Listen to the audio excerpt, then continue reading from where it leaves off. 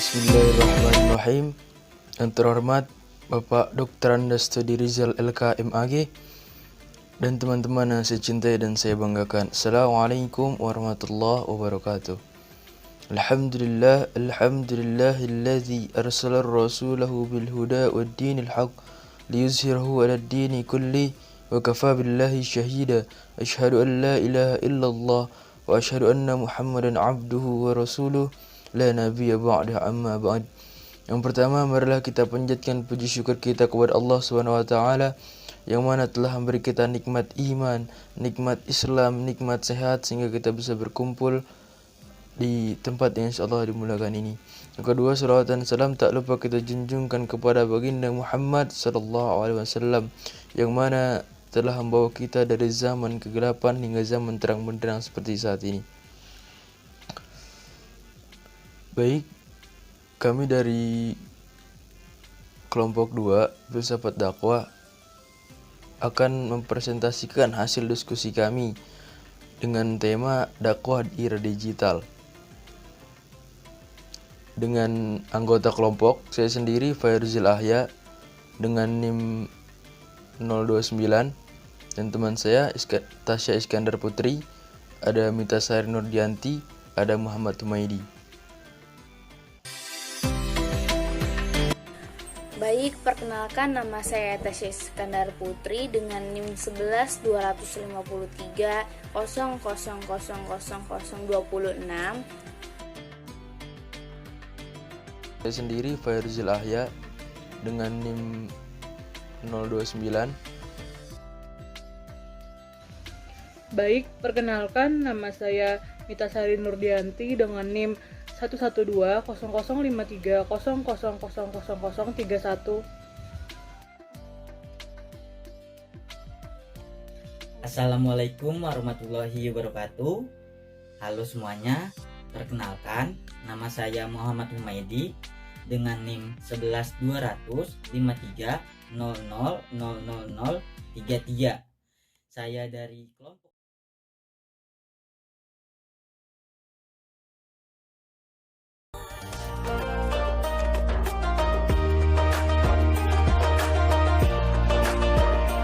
Dakwah adalah kegiatan untuk mengajak kebaikan.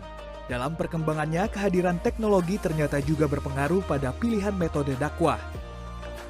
Sejumlah dai dan ulama kini mulai menggunakan platform media sosial ataupun live streaming untuk berdakwah. Selain luasnya jangkauan dakwah, penggunaan media sosial juga menawarkan ragam variasi konten dakwah, mulai dari teks inspiratif, video, hingga podcast audio. Ragam konten Islami dikemas secara ringkas agar mudah dipahami. Hasilnya, tak sedikit ulama yang akhirnya memiliki jumlah follower besar.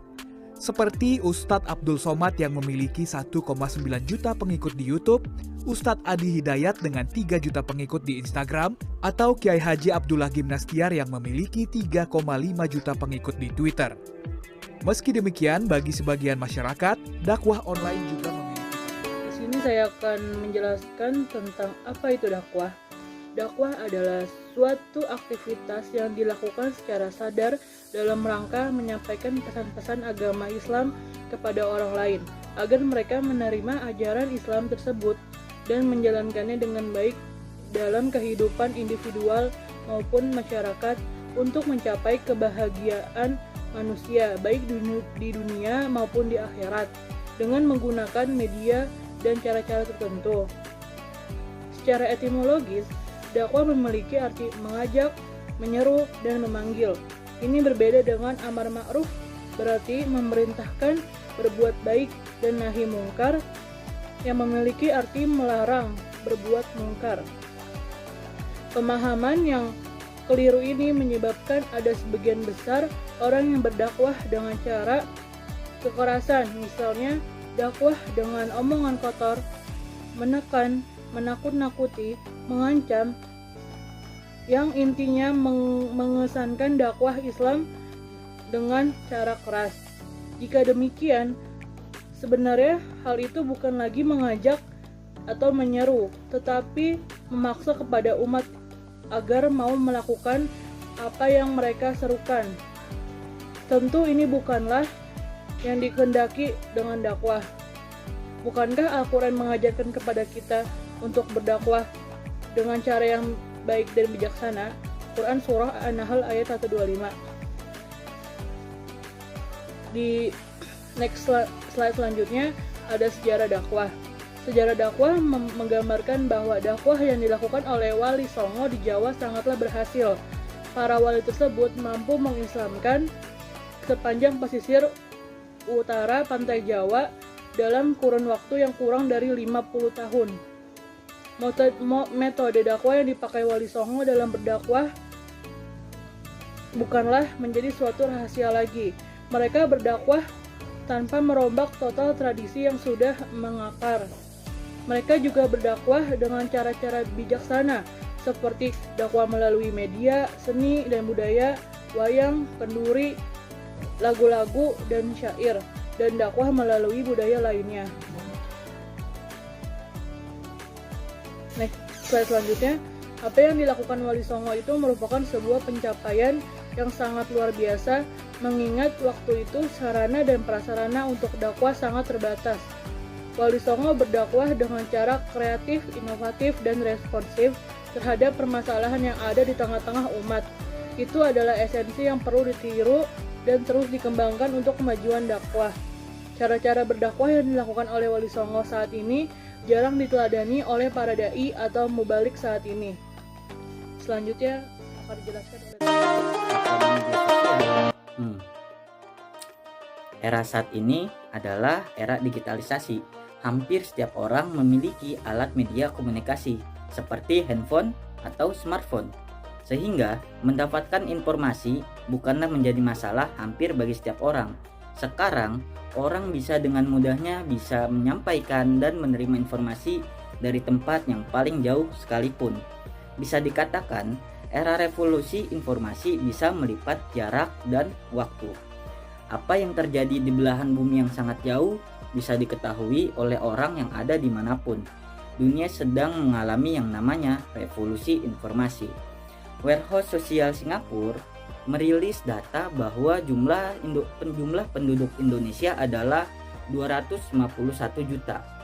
38 jutanya adalah pengguna internet, 62 jutanya adalah pengguna Facebook aktif, dan 281 jutanya mengikuti subscription atau akun-akun. Mereka yang aktif menggunakan internet juga memiliki alat media sosial lainnya, seperti 93%-nya Facebook, 80%-nya Twitter, 74%-nya Google, 30%-nya LinkedIn, dan 32%-nya Instagram. Lalu bagaimana dakwah di media sosial? Bagaimana dakwah di media sosial? Maka seiring dengan kecenderungan masyarakat tersebut, kiranya para pemuka agama, dalam hal ini para dai dan mubalik, dalam berdakwah juga harus terus berbenah diri agar apa yang disampaikan dapat tepat sasaran dan memiliki jangkauan yang luas. Sehingga sudah saatnya dakwah dengan media sosial ini, atau juga dinamakan dengan dakwah bil medsos, digarap serius dan konsisten oleh kalangan pendakwah dibandingkan dengan dakwah konvensional. Beberapa nama ulama atau kiai memang sudah menjangkau dakwah ini melalui media sosial, misalnya Gus Baha, Gus Mus, dan Quraisy Shihab, termasuk salah satunya yakni Gus Yusuf dari Tegal Rejo Magelang dan kiai lainnya. Akan tetapi masih perlu didukung oleh para ulama atau kiai lain agar dakwah damai Islam yang rahmatan lil alamin tetap mewarnai gerakan dakwah Islam di Indonesia ini.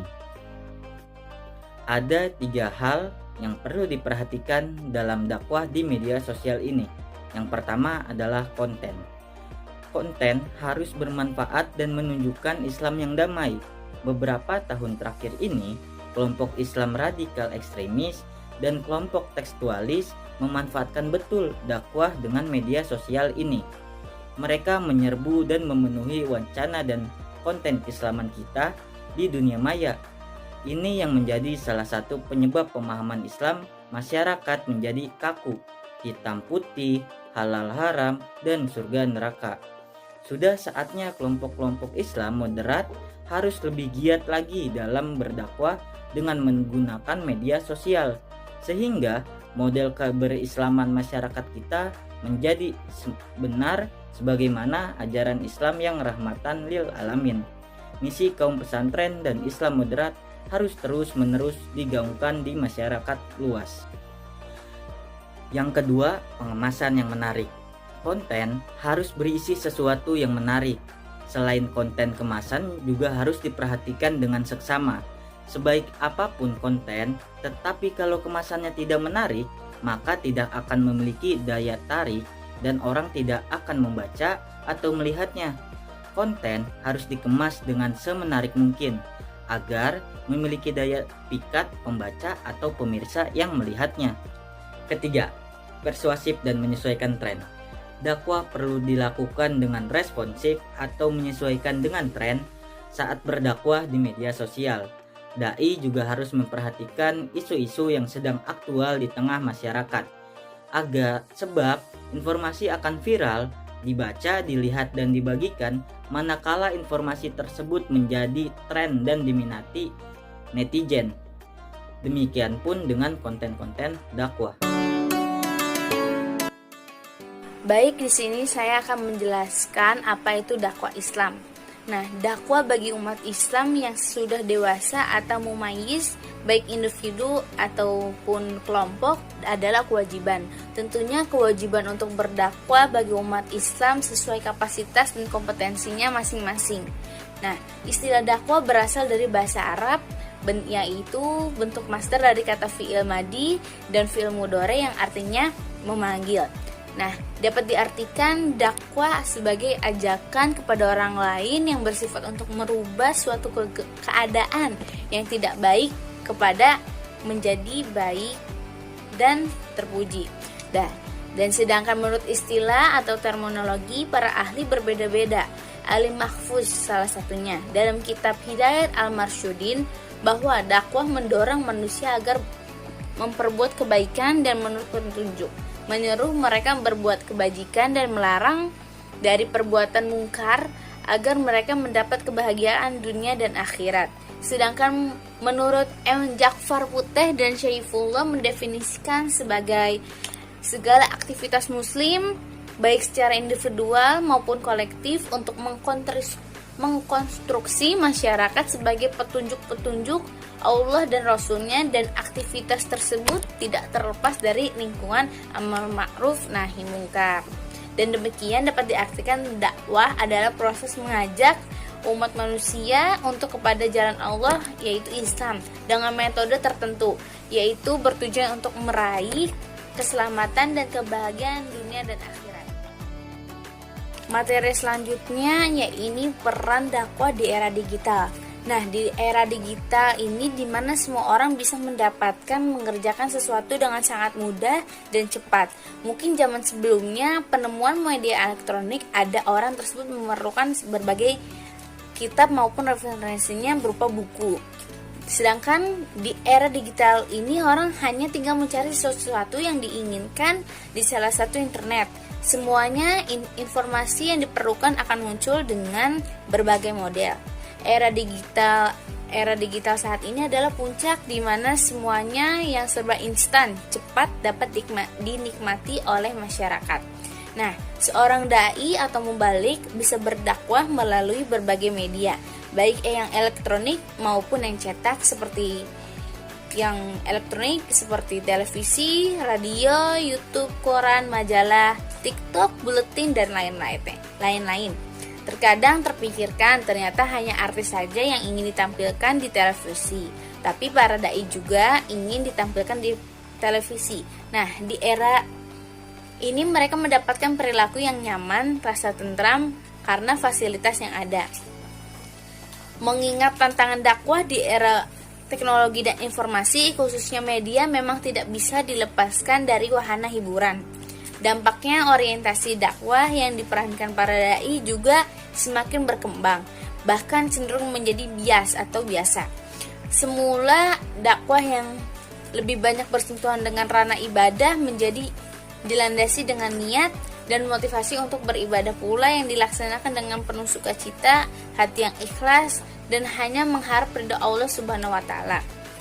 Namun, dalam perkembangannya, pola berdakwah melalui media sebagai wujud kemajuan teknologi menjadi tantangan bagi tersendiri seorang dai. Pengaruh media memungkinkan seorang dai memperoleh popularitas di mata pemirsa seperti layaknya seorang public figure, dan tidak menutup kemungkinan pula setiap kegiatan dakwahnya sering dinilai dan sering dikritik oleh para netizen. Presentasi mengenai implementasi dakwah di era globalisasi. Pada era digital seperti saat ini telah membuat teknologi digital digunakan sebagai tulang punggung dalam dunia bisnis. Bahkan sebagian orang menyebut bahwa era digital ini mulai melahirkan apa yang disebut dengan istilah disruptif teknologi, yaitu munculnya bisnis-bisnis baru berbasis teknologi digital yang sangat inovatif sehingga berdampak mengganggu kemapanan bisnis konvensional selama ini yang sudah berjalan.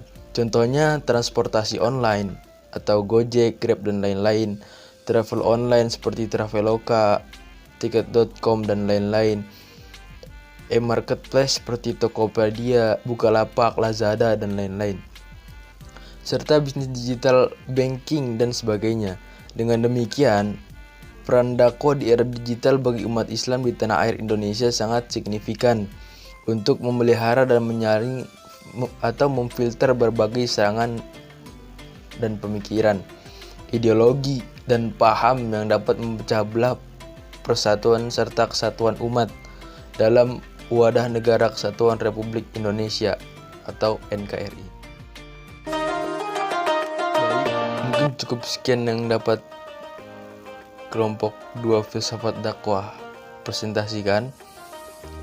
Apabila ada kekurangan dan kesalahan, kami minta maaf karena kebenaran hanya milik Allah Subhanahu wa Ta'ala. Sekian Sekian dari kami. Terima kasih Assalamualaikum dan sampai jumpa. warahmatullahi wabarakatuh.